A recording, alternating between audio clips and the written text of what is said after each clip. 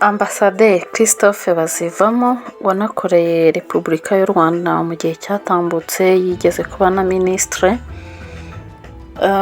akaba akorera imirimo ye muri Repubulika ya Nigeria. Yongerewe inshingano, yongerewe guhagararira u Rwanda muri Repubulika ya Burkina Faso. Christophe Bazivamo yatanze impapuro zimwemerera guhagararira u Rwanda muri Burkina Faso. Ubu niko mutwe w'inkuru umeze nk'uko tubikesha igihe.com. Ambasaderi Christophe Bazivamo yashyikirije perezida wa Burkina Faso Kapiteni Ibrahim Traoré impapuro zimuhesha uburenganzira bwo guhagararira u Rwanda muri icyo gihugu. Nka ambasaderi ufite inshingano i Abuja muri Nigeria, ubwo bivuze nyine ko asanzwe ari umwambasaderi ahagarariye u Rwanda muri Nigeria. Gusa urumva ikiyongeyeho, ahagarariye ubwo Nigeria akongera akanahagararira u Rwanda muri Burkina Faso. Ni uguhagararira u Rwanda muri Nigeria no muri Burkina Faso. Uyu mugabo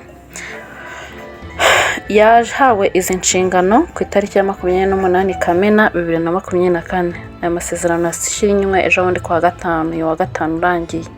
Uyu muhango wabereye mu ngoro y'umukuru w'igihugu mu murwa mukuru wa Burkina Faso i Ouagadougou. Muri uyu muhango kandi ambasaderi Christophe Bazivamo yagiranye ibiganiro na Kapiteni Ibrahim Traoré, aho byibanze cyane ku guteza imbere umubano mwiza usanzwe hagati y'ibihugu byombi, u Rwanda na Burkina Faso.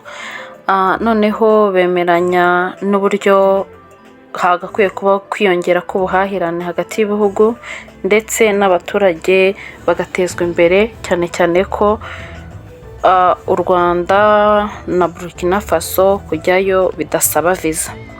Ibi bihugu byombi kandi u Rwanda na Burkina Faso bisanzwe bifitanye umubano ushingiye ku mikoranire myiza, diplomasi, ubukungu, imigenderanire n'ibindi. Hari byinshi nyine u Rwanda bagenda duhuriramo.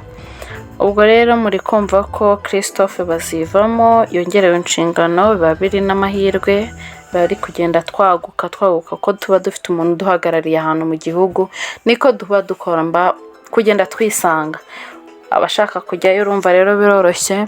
Ubwo ngubwo aya ni amakuru y'ingenzi twari dukeneye kugira ngo twumve tunamenye se dufiteyo umuntu umeze ute, n'ayo ngayo twagenderaho. Turabashimiye, tubibutse ko mwakanda subscribe mukaduha n'igitekerezo kugira ngo turebe hari icyo twakosora cyangwa twashyiramo ibiganiro byacu biba bikurikiye. Murakoze, ciao ciao, Imana ibarinde.